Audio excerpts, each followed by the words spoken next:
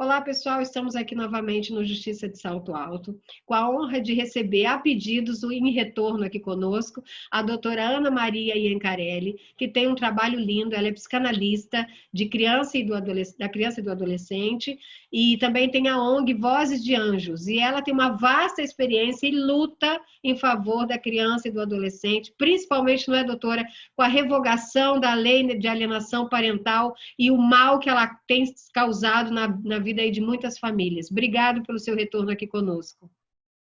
Eu que agradeço, é um prazer enorme estar de novo aqui com vocês. Muito, muito prazer mesmo. Obrigada. E, assim, essa semana nós não poderíamos começar diferente. Nós tivemos aí um episódio envolvendo uma criança, né, que é o Henri Borel, e eu, claro, começaria o tema falando sobre isso, né? O que está acontecendo, doutora, com as nossas crianças? O nosso tema é crianças, as vítimas invisíveis da violência. O porquê disso? Porque a impressão que nos dá, para nós aí que estamos militando, é que elas só são vistas ou se tornam notícias, infelizmente, quando elas morrem. E aí eu queria que a doutora falasse um pouquinho disso. O que está acontecendo com as nossas crianças? Pois é, esse ponto é fundamental, porque a gente não se dá conta, mas mesmo no caso do Henri, né? Na verdade, o que é principal nesse caso é que a voz da criança não foi escutada. A criança falou da maneira que ele pôde, né? A criança estava submetida a um pacto do silêncio com o agressor, né? Que fazia ameaça e que, né, obtinha dele esse compromisso de silenciar, né? De acobertar. Mas o que a gente mais tem, na verdade, é exatamente isso, que a voz da criança, quando ela é calada completamente pela morte, aí ela é escutada. É só quando ela consegue ser ouvida, é quando ela é morta. Porque as crianças que estão aí, as crianças relatam, as crianças contam para as mães vão buscar ajuda na justiça, fazem o que o artigo 13 do ECA determina, que é, no caso de suspeita ou confirmado qualquer indício de abuso físico, sexual, maus tratos, negligência, qualquer desses crimes contra a criança, que a mãe tem a obrigação, a mãe, qualquer responsável, qualquer adulto, sim, ele está obrigado a levar ao conhecimento das autoridades competentes. Mas o que acontece é, né, que quando chega no Conselho Tutelar, o Conselho Tutelar fala: isso é imaginação da criança. As psicólogas que fazem os laudos também dizem que é tudo invenção da criança, criação da criança, ou pior, que são falsas memórias que a mãe botou na cabeça da criança, que é uma coisa praticamente impossível. Você não consegue botar na cabeça da criança que ela tem que tomar banho todo dia, mas você consegue botar na cabeça da criança uma história com pormenores, com indicações de percepções, né? De cheiro, de gosto, de visão, de textura. Como é que é isso? Como é que uma mãe conseguiria, né, colocar na cabeça da criança uma história que não tem nada a ver com a idade de desenvolvimento cognitivo dela?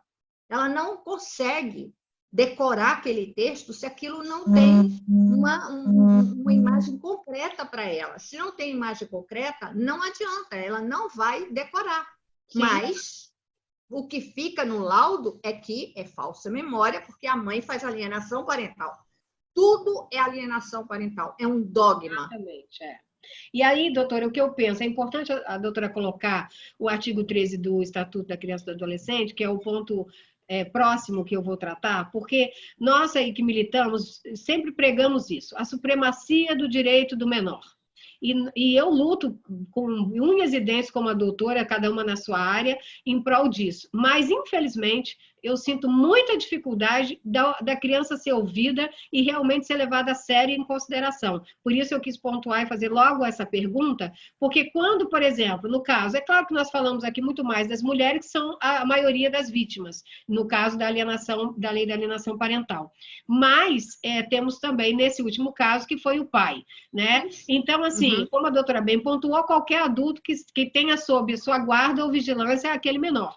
E se esse adulto for buscar fazer valer o artigo 13 do Estatuto da Criança e do Adolescente e levar isso ao judiciário, a impressão que nós temos é que eles têm muito mais vontade de enquadrar na lei de alienação parental formalmente do que buscar a verdade real dos fatos, né?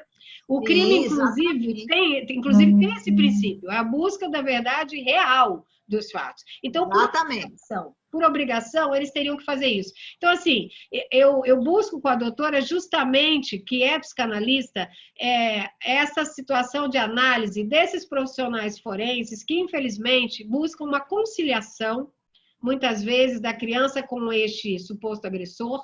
E nós temos leis ótimas para se evitar isso, mas que, na prática, elas não funcionam.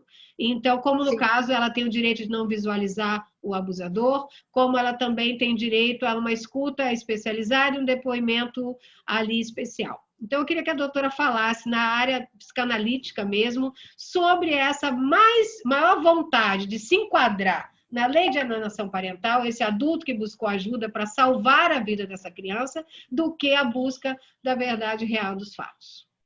Exatamente, Rose. É impressionante como o poder fascina as pessoas. Tem muito prazer nesse poder de determinar, né, as coisas. Então, você tem hoje, por exemplo, laudos que são sentenciais, laudos periciais sentenciais, que trazem até a sentença, né, para o juiz.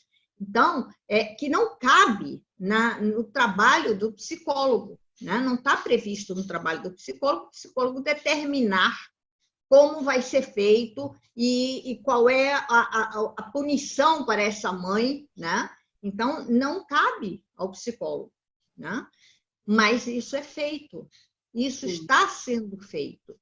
A gente tem a lei da escuta especial, a 13.431/2017, não é cumprida. Exato. Não é cumprida. É como a história, né? Agora, nesse caso, apareceu um processo anterior, uma denúncia anterior, né, de violência doméstica, e que o MP, antes de levar adiante, finalizar a investigação, já arquivou um crime que é incondicionado. Que não poderia ser arquivado. Lembra? Não poderia. E aí a mídia toda diz assim, a mãe retirou a queixa, a mulher retirou a queixa, então foi arquivado. Não foi arquivado porque a mãe retirou a queixa, porque a mulher retirou a queixa da violência doméstica. Não foi arquivado por isso, foi arquivado porque o MP achou que devia arquivar. Exatamente, até porque ela não tem esse poder. Porque o registro já foi... É isso. Né? Doutora advogada, independe, não é isso? Exatamente, independe. Uma vez que é feita uma denúncia de violência doméstica, como o abuso sexual contra a criança, isso é um crime que é de domínio público, pertence ao Ministério Público. Exatamente. Então, a gente vê que as pessoas ou são despreparadas ou elas são mal intencionadas. E também entra, doutora, a questão de serem pessoas públicas, normalmente, ou com status profissional, e fica muito difícil lutar também contra esse estigma aí. As pessoas preferem acreditar, porque as verdades são muito mais aquelas que querem se acreditar, né? Preferem se acreditar que aquela que não é tão verdade, etc., porque a pessoa tem um cargo, tem uma profissão, e isso fica muito mais fácil diante da nossa cultura até machista, porque a doutora bem colocou, a mãe retirou, não retirou nada, ela nem tem o condão ou o poder de fazer isso. Mas é muito mais fácil, sendo ele, na verdade, um político, uma pessoa pública, acreditar, abafar a situação situação, até que uma tragédia aconteça, como foi o caso. E nós temos isso Exatamente. em outros casos, né, doutora? Por exemplo, do Bernardo, que aconteceu também, Isso. chegou a uma criança a pedir ajuda ao Ministério Público. Aí ao fórum, ele foi com as perninhas dele ao fórum pedir ajuda. Então, e não foi assim, escutado, né? O que foi dito para ele é que, não, vou chamar aqui seu pai, e aí fizeram uma cariação, que é uma coisa habitual na justiça, fazer a cariação com criança, que é um crime. é outra Eu vou violência. dizer, é um crime fazer a cariação de criança com aquela pessoa que ela está denunciando. Que a criança está dizendo, olha, ele me maltrata. Aí bota os dois juntos e pergunta para a criança, e agora, vai sustentar o que você disse sobre o seu pai? Você sustenta? Como assim? Isso é escuta de criança? Isso é respeito por criança? Onde é que vai a dignidade, a integridade da criança nessa hora? Está ali um pai, né? Está ali alguém que não seja pai, que seja padrasto, que seja avô, que seja tio, mas alguém que tem essa ascendência, né, sobre a criança, e por quem a criança tem amor e tem obediência. Exato. E aí vai botar a criança de cara com essa pessoa que ela está queixando. Quer dizer, por que a gente esqueceu de ouvir a criança, né? Quando a criança chora e diz, não quero voltar para casa, né? Não quero voltar para casa da minha mãe, vomita, isso não é, sabe, não é imaginação. Teve, inclusive, uma profissional que, pelo menos a mãe disse, que a profissional tinha acalmado, né, tudo, porque disse que era tudo imaginação do menino. Na verdade, o que acontece, doutora, na prática, é que muitas profissionais colocam esse tipo de reação, e a doutora pode falar melhor disso do que eu, como uma suposta ansiedade de separação. Então, é outra justificativa que eles dão sempre, né? Porque realmente há uma dualidade na criança. Ela tem aquele amor por esse adulto, por esse pai, ou por essa mãe, enfim, a pessoa que está ali praticando a violência, e também tem o que ele sabe da realidade do que ele sofreu. E ele está sempre buscando, permeando entre essas duas situações, porque também quem é mal não é mal o tempo todo, né? Assim, exatamente. E para a criança, Rose, isso no desenvolvimento cognitivo dela, no desenvolvimento afetivo dela, ela sempre acredita, quando acaba uma sessão, né, que seja de abuso sexual, que seja de abuso físico, que seja de abuso psicológico, mas, sobretudo, o sexual e o físico, ela acredita que aquele foi o último. Porque aquela pessoa, quando sai dali, ela sai, o abusador, ele sai aliviado, ele sai satisfeito. Ele até agrada a criança, né? Mas o que acontece? A criança acredita nisso e acredita que acabou, que ele agora vai ficar bonzinho, que ele vai ser daquela maneira, e, na verdade, aquilo dura um tempo e cai de novo na mesma coisa. E muitas vezes até completam com questões materiais, não é, doutora? Que nesse caso, principalmente, houve isso. Fazia a questão da tortura física e etc. E depois, o que você quer ganhar? Ou que eu trouxe algo para você. Não é? Exatamente. Vamos lá, dou sorvete, dou presente, deixo você ficar no computador brincando quantas horas quiser. Enfim, são agrados, né? Para que a criança acredite que aquela pessoa é boa e que foi a última vez que ela fez aquilo, né? A gente precisa entender também a dimensão da violência física e da violência sexual. Essas duas formas de violência são classificadas como impacto de estresse extremo, né? Porque são as duas formas de violência que dão à criança uma dimensão de impotência, de aniquilação, de esmagamento, que as outras não dão tão claramente. Então, a física e a sexual são as duas piores violências durante o desenvolvimento da criança. E elas acometem, inclusive, organicamente as crianças. A gente tem poucos estudos, mas já existem estudos neurológicos associando violência física e sexual continuada na infância e aparecimento de doenças neurológicas na vida adulta. Aparecimento de epilepsias temporais, né, de lobo temporal, que aparecem na vida adulta, né? Uma quantidade maior nesse grupo de crianças de vítimas, né, vítimas da infância, e no grupo da população em geral, né? Houve um estudo comparativo entre esse grupo, né, de pessoas que foram abusadas, né, fisicamente ou sexualmente na infância, e o grupo da grande população. E há uma concentração muito maior desse tipo de epilepsia. Você tem comprometimentos, porque o cérebro está em desenvolvimento. Sim. Então, uma vez que ele está em desenvolvimento, você tem um estresse acima, um estresse traumático, que é continuado, que é repetido. Então, aquilo faz com que aquelas estruturas cerebrais atrofiem. As funções que elas iriam, né, fazer, que elas iriam produzir, elas também diminuem, cai a função, né, daquelas estruturas. Então, você já tem localizado, por imagem, inclusive, em estudos que mostram imagem de ressonância magnética, lesões por atrofia e por precariedade de sistema, né, neuronal dentro do cérebro. Porque isso não é brincadeira. E aí você só tem realmente a voz da criança, Sim. Porque o abusador não vai abusar no meio da sala, na frente de todo mundo. Não vai bater na criança, espancar a criança na frente de todo mundo. Agora, tem uma coisa que a gente passou, Rose, que eu queria voltar. Sim. Que a gente passou, eu queria voltar. Essa questão, né, da voz da criança não ser ouvida, né? Quantas pessoas, vamos tomar esse caso aí, quantas pessoas tinham conhecimento das torturas que esse menino sofria? Mais para trás, quantas pessoas tiveram conhecimento das torturas que outros enteados deste cidadão sofriam?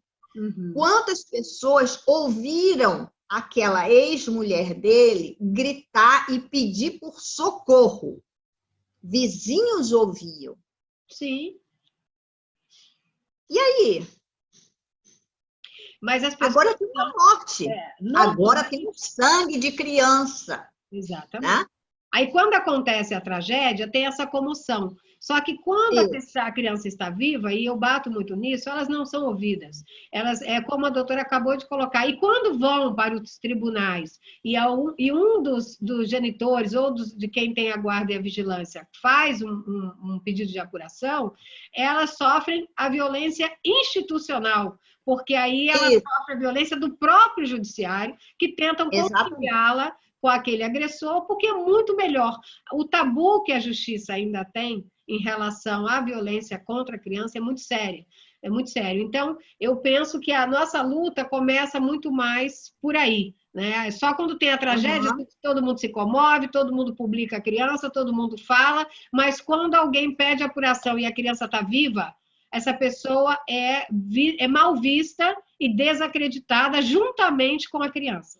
Né? E mais, hoje nós temos muitas mães que estão respondendo e que já foram condenadas por denunciação caluniosa.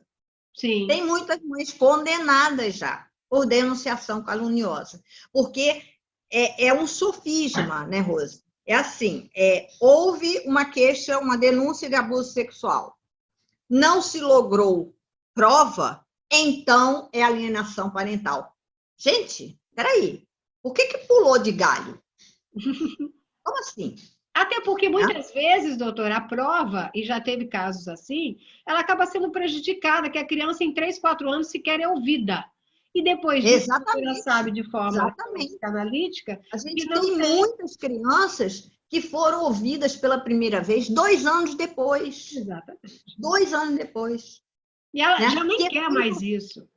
ela não quer mais. Exato. E que isso já é feito de propósito, Rose. Eu não posso pensar que é outra coisa. É de propósito.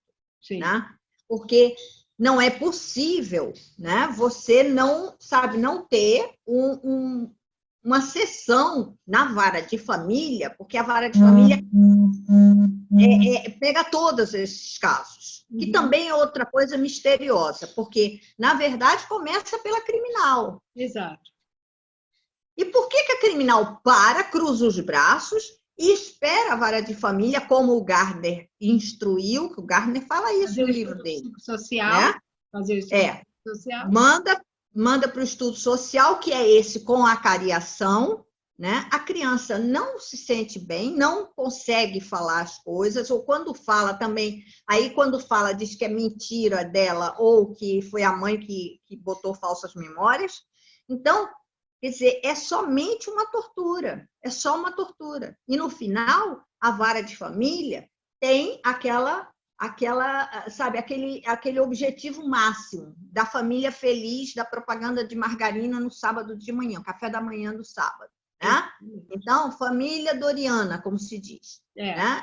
A vara de família só quer isso. Ela não quer averiguar nada, ela quer conciliar, ela quer arrumar de novo. Inclusive, hoje, a gente vê isso claramente, porque a vara de família não só condena a mãe, como obriga a mãe a técnicas que são técnicas humilhantes, que são técnicas não científicas, absolutamente fora da ciência, né? Para que a mãe se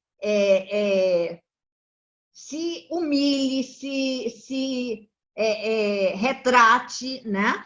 E isso é uma coisa que acontece com a criança e que ninguém dimensiona o que é um processo de negação que é seguido depois do processo de retratação.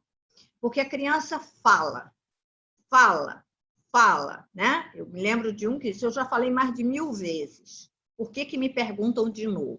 Exatamente. Então, ele fala. E aí, chega uma hora, e aí ele é obrigado a conviver com o seu abusador, com o seu agressor, né? Porque a vara de família, ela olha exatamente essa composição familiar e tem que ficar pai e mãe, amiguinho. Não precisa ser junto, mas amiguinho tem que ficar. É obrigatório. Ela olha pelos adultos, ela não olha pelas crianças. Então, o que acontece? A criança vê que, sabe, o que ela vai fazer? Ela passa a negar. Primeiro, ela passa a negar, a dizer, não aconteceu nada, né? E depois, ela entra num processo que é um processo muito danoso para a mente dela, que é o processo de retratação. O processo de retratação é ela dizer para ela mesma que ela se enganou, que ela mentiu, que ela inventou. Ela, sabe, ela desmentir a ela mesma. Não é como na negação. Na negação, ela sabe que aconteceu, mas para não se dar mais mal do que ela já está se dando, ela diz que não aconteceu. Ela nega. Não houve nada. Não. Né? Mas a retratação não. Ela passa a defender o seu algoz. Ela passa a defender o seu agressor. E a dizer que, sabe, que ela é que errou. Ela é que se enganou. Isso tem uma extensão de prejuízo mental muito grande, porque essas crianças que fazem esse processo de retratação, elas ficam sem segurança nelas mesmas, porque elas passam a duvidar, elas dizem, por que eu fui falar isso? Aí começa a vir a insegurança, a baixa autoestima e outros problemas. Isso. Doutora, tem também... São pessoas frágeis, fracas, inseguras, entendeu? Se tornam completamente dependentes do outro, o outro é que tem que dizer para elas o que aconteceu, o que não aconteceu, porque elas não confiam mais em si mesmas. Isso, sabe, é uma coisa assim devastadora. E, assim, temos muitos casos, claro que normalmente os que vêm para a mídia, como nós colocamos, é o que são aí falados, e aí todo mundo vem com aquele clamor público e etc., como é o caso também típico disso que estamos falando frente ao judiciário, que é a Joana Marcenal, né, que Joana aconteceu Martinal. também. Assim, desde lá dos primórdios, a questão da Araceli, né, porque ela que deu até o dia 18 de maio, como o dia contra a violência, contra o abuso, contra as crianças, né? E aí tivemos uma série, a Isabela Nardoni, o próprio Joaquim também lá de Ribeirão Preto, que o padrasto também cometeu isso, tanto num caso até parecido, guardado as proporções desse do Henri. Enfim, nós temos vários que vieram à tona, e como a doutora colocou, o infanticídio só cresce. A gente tem visto as estatísticas do feminicídio, mas não tem do infanticídio. Infanticídio não sai, porque é segredo de justiça. Que na verdade envolve o menor, e ainda nós temos aí, doutora, a questão penal mesmo, porque eles só consideram infanticídio o crime feito pela própria mãe em estado puerperal. Aí a morte dessas crianças não tem nem nome, né? Tipo, vai ser um homicídio, vai ter o que? As agravantes por ser a mãe participativa ou omissa, por ser o pai, por ser o padrasto, enfim, aquelas qualificadoras e agravantes. Enfim, mas assim, no nosso dia a dia, nessa luta, uma coisa se associa à outra. Percebemos muito ainda a precariedade e a deficiência, e eu acho que seria tão fácil de resolver se fizesse jus ao que o próprio Estatuto da Criança e do Adolescente, que tem ótimas perspectivas. Tem tudo. Tem tudo. É maravilhoso. Ele é lindo. Só que, infelizmente, na prática, ele não é feito. A supremacia do direito do menor não existe na prática, enquanto eles estão vivos. Isso também, quando envolve violência doméstica, por si só, muitas vezes não diretamente contra a criança, mas contra aquela mãe, e aí ela sofre e é invisível. E muitas vezes, até no feminicídio, doutor, o que acontece? O pai mata a mãe. Essa criança ficou órfã de pai e mãe. Né? Exatamente. Aí sim são as vítimas invisíveis, porque ela ficou sem o pai que cometeu o feminicídio, sem a mãe que foi a vítima, e ela, como fica? Então, teria que ter todo um trabalho para se evitar isso, né? Aquelas 3 meninas que perderam a mãe, participaram do assassinato da mãe no Natal, aquela juíza, já se esqueceu da juíza, que morreu já refém daquele ex-marido, porque ele ameaçava ela com a lei da alienação parental. Exato. E ela, como juíza... Ela, como juíza, sabia que se caísse com o crachá na testa, acabou, morreu, né? Porque não tem mais jeito. Uma vez alienadora, sempre alienadora. Exato. Né? Eles adoram esse nome e não adianta, porque cola com, sabe, com um super bonder e não sai. Né? Então, ela, para não cair nisso, ela estava completamente refém dele. Tanto que ela foi levar as meninas naquele lugar ermo, naquele lugar deserto, à noitinha. Enfim, ela fazia qualquer coisa. Pelas filhas. Né? E na véspera de Natal, ela levou as 3 crianças, entendeu? E ela não, sabe, ela não contestava nada dele. Sim, porque que acontece, doutora? Normalmente, essa mãe faz tudo pelos filhos mesmo. Na frente das 3 meninas, as meninas puxando a mãe, tentando segurar ele, e ele dando facada. Sim. Então, assim, é isso que eu estou dizendo. Ela, então, que tinha uma carreira para cuidar, né? Para reservar, sabia das leis e dava a ele toda a garantia, todo o direito como pai. E, principalmente, levava à risca, isso é nítido, como a doutora bem pontuou, que já foi esquecido, infelizmente, mas levava à risca o Estatuto da Criança e do Adolescente. A vontade das filhas, porque a pedido das filhas é que ela amenizava tudo e que ela, inclusive, naquele fatídico dia, foi levá-las ao encontro do pai.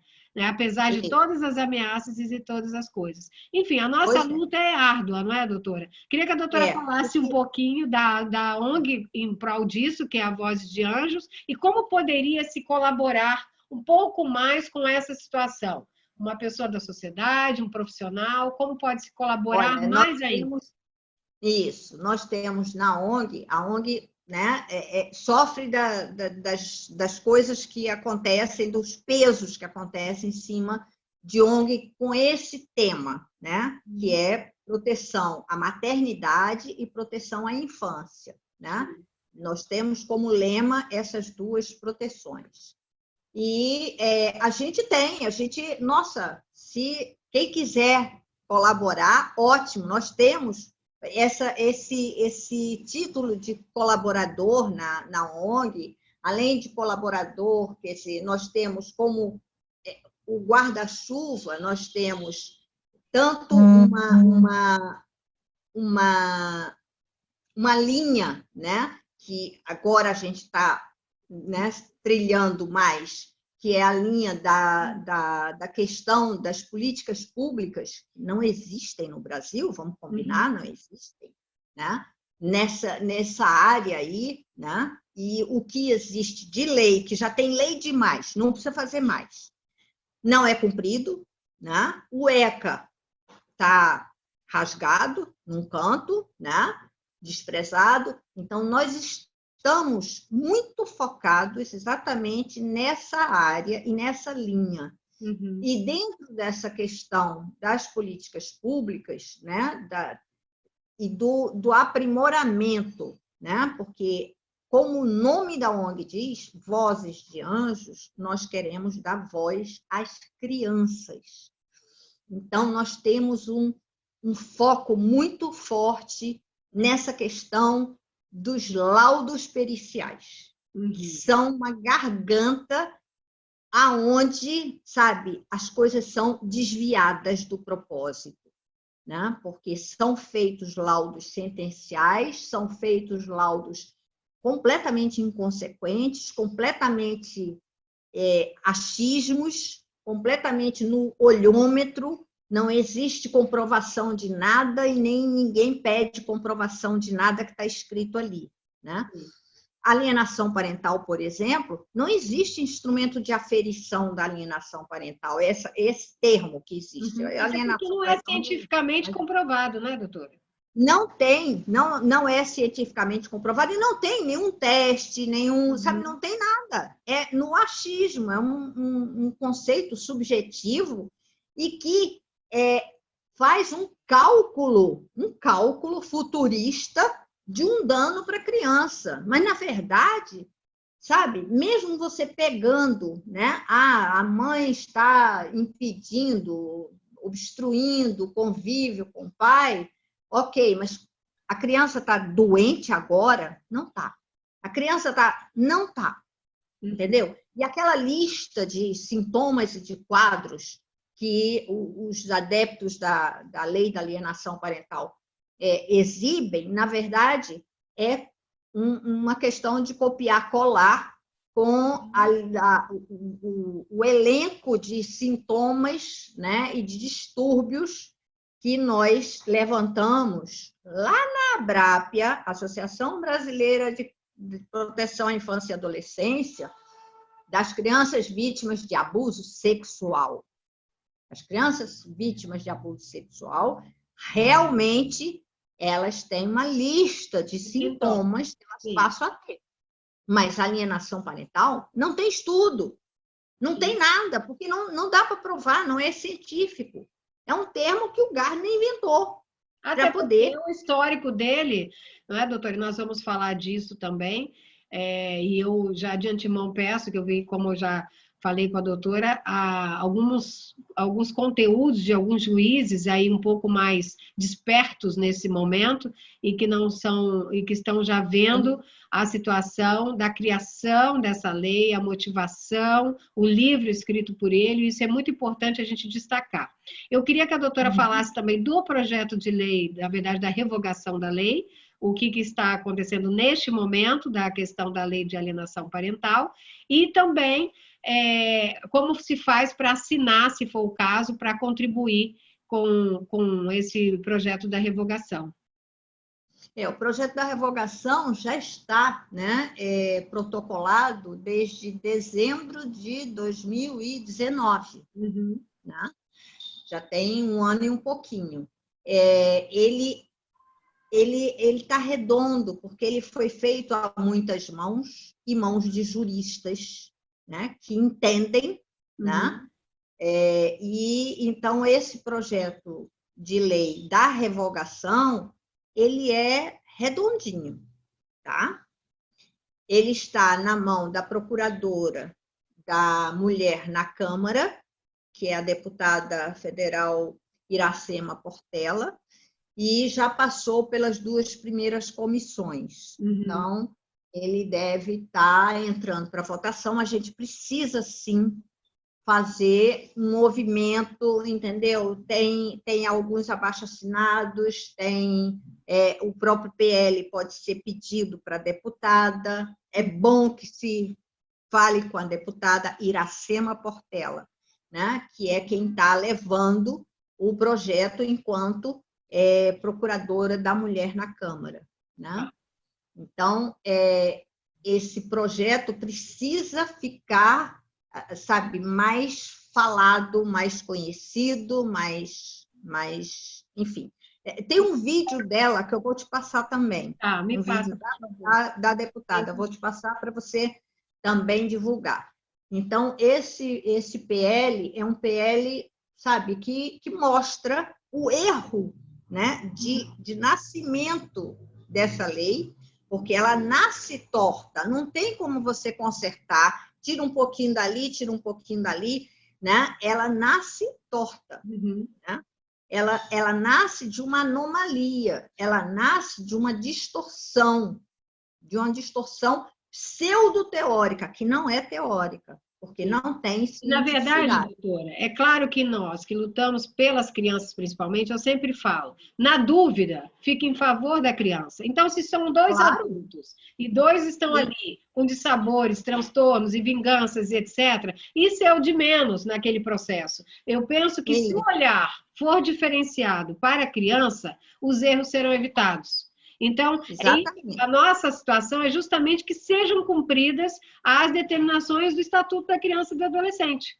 Então, que a vara de família busque isso como principal, como a supremacia do direito da criança. Né? Porque, Rose, eu já escutei de um promotor, mas já pensou se for um erro, se a criança estiver mentindo, coitado desse pai. Que isso? Sabe? Quer dizer, as pessoas não entendem o conceito de vulnerabilidade. É preciso você saber o que é vulnerabilidade, o que é um ser vulnerável. E justamente a criança ser vulnerável, ela tem que ter o direito supremo, porque senão não tem como você julgar tratando ali de desiguais. Né? Um adulto e uma criança vulnerável. O adulto tem outros recursos, o adulto tem, sabe, um acesso ao mundo, a criança não. A criança, ela está, sabe, esbarrando sempre, né, na dependência dela, na precária autonomia que ela tem. É muito pouco que ela tem de autonomia. Um Bernardo, com 10 anos de idade, ou 11, ele, né, rasgou isso e foi andando com o pezinho dele até o fórum e pediu para falar lá com o promotor. Chegou a falar com o juiz, o promotor chamou o juiz, mas não adiantou. Sim. Porque parece que a gente também vive com preconceitos na cabeça em relação à fala da criança. A criança não mente. A criança não mente. A criança, ao contrário. A criança não tem filtro. Já está na sociedade, né, doutor? Pois é, a criança não tem filtro para a verdade. Então, ela é inconveniente, porque ela fala a verdade, sim. Ela entra no elevador e a mãe fala gentilmente com uma vizinha e ela puxa a roupa da mãe e diz assim, mas você não disse que ela era chata? Como é que você agora está sorrindo para ela? Né? Todo mundo já passou por uma saia justa de ser, né, desmascarado por uma criança, porque a criança fala a verdade, porque ela não entende. Se ela é chata, você não pode ser simpática com ela. Para ela é simples. Para a criança, isso é simples. Elas são muito lógicas. Entendeu? E ela não faz essas mentiras, sabe? Não constrói, não projeta essas coisas mentirosas com detalhes. Ela não pode dizer que o piu-piu do papai faz ginástica, fica grande e depois sai uma gosma branca. Ela não pode, com 4 anos de idade, ela não pode, porque ela não sabe que existe ereção e ejaculação no homem adulto. Ela não tem esse conhecimento e não tem como decorar isso se ela não tiver visto, se ela não tiver pegado, se ela não tiver, sabe, a percepção dela não for concreta. Sim. É Então, importante também para destacar aqui o seu livro. Isso é fantasia? Isso não é fantasia. A criança não faz fantasia dessa ordem. Já que a doutora entrou no abuso, falar aqui do teu livro, que está aqui nos acompanhando sempre, que é uma tatuagem na alma de meninos e meninas, que fala uma abordagem maravilhosa sobre o assunto, que eu indico para todos os pais, porque muitas vezes as pessoas, por não terem experiências, né, não terem conhecimento, deixam passar questões que possam chamar a atenção em relação a este assunto tão sério, tão grave, de interesse de todos nós na sociedade, né, como cidadãos. Então... E aí, já que você falou de um livro, eu vou trazer o livro do pessoal, da maioria aqui é jurista, né? São juízes, são promotores, são advogados, tem 2 médicos legistas, né? E esse livro aqui... Qual é o nome, doutora? Lembra? A invisibilidade de crianças? A invisibilidade de crianças e mulheres vítimas da perversidade da lei da alienação parental. Maravilhoso. Pedofilia, violência e barbarismo. É o Qual é a editora, doutora? A gente consegue onde? Só para Conceito Editorial. Tá. Ótimo. Boa editora lá de Curitiba, a livreira, quem quiser, eu posso depois mandar para você. Tá, eu quero sim. E ele foi organizado pela Cláudia Ferreira e o Romano Eisenweiler. Ótimo. Ela é advogada e ele é juiz de direito. Maravilhoso. Doutora, deixa sua mensagem final, nós temos muito o que falar. Eu vou divulgar não só os livros, como a questão dos vídeos, que eu me interessei bastante, dos juízes. Achei ótimo, porque é sempre bom a gente pontuar com fundamento, porque, eu sou contra, eu sou a favor, dá a impressão, quando a gente fala isso, dá a impressão que você está sendo a favor de fazer a mente da criança, e não é nada disso. E sim fundamentos que a defendem acima de qualquer circunstância. Então, eu vi ali alguns depoimentos desses juízes bem concentrados, bem coerentes e bem fundamentados juridicamente. Então, eu acho de suma importância divulgar isso. Queria que a doutora deixasse sua mensagem final. Um dos juízes que você falou é autor aqui, é coautor aqui no livro também. Maravilhoso. Né? E o outro é coautor também. Enfim, né? Tem alguns. Mas vamos lá, eu queria deixar como mensagem, né, um apelo para que as pessoas comecem a refletir sobre o que é a voz da criança, né? Porque a gente tem o hábito de achar engraçadinho e de até contar em reuniões familiares as últimas que a criança falou, né? Como se quando a criança fala, ou é engraçado ou não se dá importância, ou senão é besteira, né? Então, a gente precisa aprender a escutar a criança. As nossas crianças de casa, não exatamente quando estão denunciando alguma situação de violência, mas o hábito de parar, escutar e tentar vir no nível que ela está falando, porque ela vai, sim, usar coisas que são até interessantes, engraçadas, mas muito mais interessantes do que engraçadas, para ela comunicar alguma coisa que ela não tem ainda um acesso muito grande, ela usa de imagens concretas. Então, muitas vezes, isso se torna só uma piada, né? Só uma anedota familiar, quando, na verdade, é preciso você dimensionar o esforço que ela está fazendo. O esforço que esse menino, por exemplo, fez para dizer para o pai: o tio abraça muito forte e dói. Foi a coisa mais próxima que ele conseguiu falar sobre a violência que ele sofria. Foi a coisa mais próxima, um abraço que dói, né? Então, ele não estava questionando exatamente disso, mas isso não foi considerado por ninguém, né? Então, é preciso que a gente entenda que a criança, às vezes, fala com imagens, né? Mas que ela está falando uma coisa que você tem que respeitar. Pode ser engraçada, ela pode falar até errado, enfim, né? Articular mal a palavra, você tem que respeitar. É o que ela está conseguindo comunicar.